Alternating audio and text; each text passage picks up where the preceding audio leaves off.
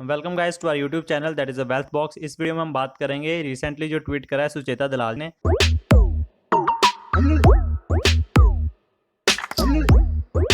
तो सुचेता दलाल एक जर्नलिस्ट है जिसने 1992 स्कैम हर्षद मेहता स्कैम को भी बाहर निकाला था।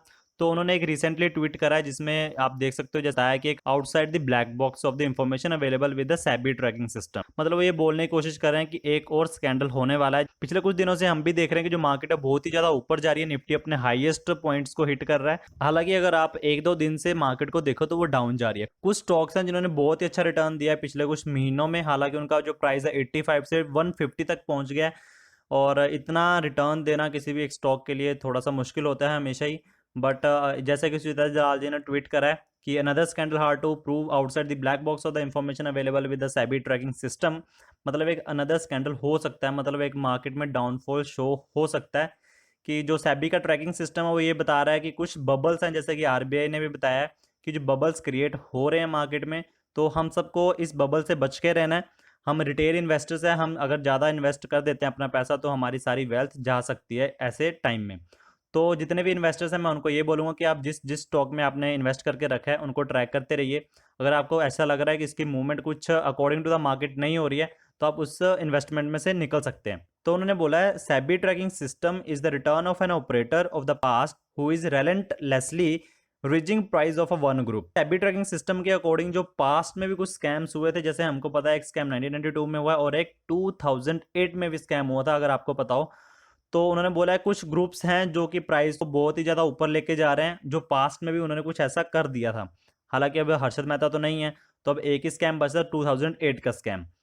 तो उन्होंने बोला है कि जो ऑल द फॉरेन एंटिटीज हैं his speciality as that of former FM that is a finance minister nothing changes.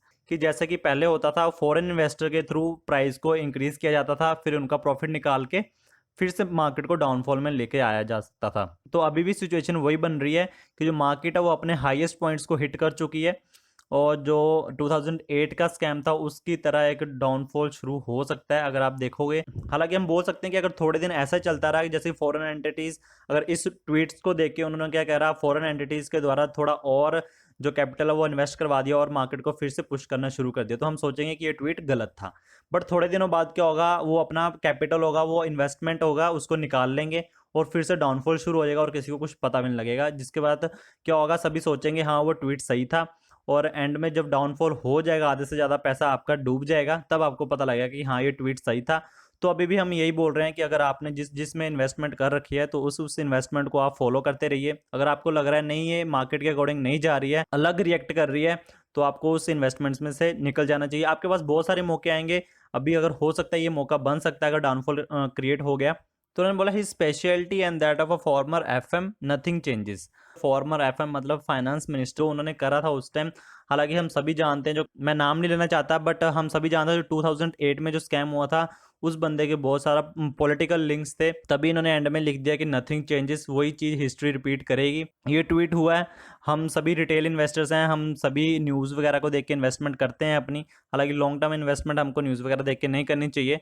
तो अभी कुछ मर्जी हो, मंडे को जब मार्केट खुलेगी अडानी ग्रुप्स के ऊपर बहुत सारा एक प्रेशर पड़ने वाला है, सेलिंग प्रेशर जरूर आएगा उस पर, क्योंकि बहुत सारे रिटेल इन्वेस्टर्स हैं जिन्होंने उसमें इन्वेस्ट कर रखा है। तो हालांकि मनी कंट्रोल पे भी कमेंट आया है कि जो blood bath on Monday on all Adani groups of companies after Sucheta Dalal tweet. तो ये सच बात है कि जो ट्वीट हुआ है तो अभी रिटेल इन्वेस्टर्स अपना पैसा निकालने की कोशिश करेंगे उधर से जितना जल्दी हो सके। तो अभी पॉसिबिलिटीज है कि जो केपी स्कैम था वो दोबारा से हो सकता है, मैनिपुलेटिंग हो सकती है एपी स्टॉक्स की, जो भी स्टॉक्स हैं एपी के। सेबी हालांकि कुछ कर नहीं सकती है, वो बस एक रेगुलेटरी बॉडी है जो कि सभी के ऊपर नजर रखती है। तो आपको पता ही है जब 1992 स्कैम हुआ था तो वो कितने सालों तक चला था। ऐसे लोग जब तक, आजकल तो बहुत ज़्यादा फॉरवर्ड हो चुके हैं, सीधा जाके लंदन में बैठते हैं। तो हालांकि हम सबको इनके ऊपर रिलाई नहीं करना चाहिए, अपनी इन्वेस्टमेंट हमको खुद करनी चाहिए। तो अभी हम थोड़ा ग्राफ के थ्रू समझ लेते हैं। जैसे कि हम देख रहे हैं कि रिलायंस इंडस्ट्री लिमिटेड का जो ग्राफ है वो ओवर द मैक्सिमम ग्राफ मैंने टाइम निकाला हुआ है इसमें, तो देख रहे हैं हम जैसे कि ओवर द टाइम इंक्रीज हो रहा है धीरे धीरे। ये डाउनफॉल थोड़ा सा आया था due to the corona virus, उसके बाद इसने थोड़ी सी मूवमेंट अच्छी शो करी है। एचडीएफसी बैंक का भी अगर ग्राफ देखें तो वो भी ग्रेजुअली इंक्रीज कर रहा है। तो अगर हम इन्फोसिस का देखें, इन्फोसिस एक आईटी कंपनी है, तो हम जैसे जानते हैं कि जो कोरोना वायरस में आईटी कंपनीज को ज़्यादा प्रॉफिट हुआ है तो इसमें थोड़ा सा ज़्यादा प्रॉफिट शो कर रहा है एंड के मंथ्स में। तो ये ग्राफ वैसे ग्रेजुअली इंक्रीज कर रहा है। और ऐसा ही थोड़ा टीसीएस का है, ये थोड़ी लार्ज कैप कंपनी है, बहुत ज़्यादा बड़ी कंपनी है, तो इसमें इतना कुछ ज़्यादा फ्लक्चुएशन दिखती नहीं है हमको। अगर आपने इन्वेस्टमेंट करनी हो तो कर सकते हो। तो आप देख सकते हो इसमें भी जो ग्राफ है वो ग्रेजुअली इंक्रीज कर रहा है। तो वहीं पे अगर हम विप्रो की बात करें तो ये भी आईटी कंपनी है, तो इसमें भी जो ग्राफ है जो ग्रेजुअली इंक्रीज हो रहा है। तो अगर हम बात करें अडानी पावर्स की, अडानी एंटरप्राइज की, तो इनका जो शेयर प्राइस है बहुत ही ज़्यादा ऊपर फ्लक्चुएट कर रहा है। तो अभी हम थोड़े से दिनों में देख रहे हैं कि जो इनका प्राइस है वो डाउन की तरफ जा रहा है, डाउन ट्रेंड शुरू हो रहा है। हालांकि हो सकता है थोड़े दिन ये ऊपर चला जाए, बट मोस्ट पॉसिबल केस है कि ये डाउन ट्रेंड शो करे।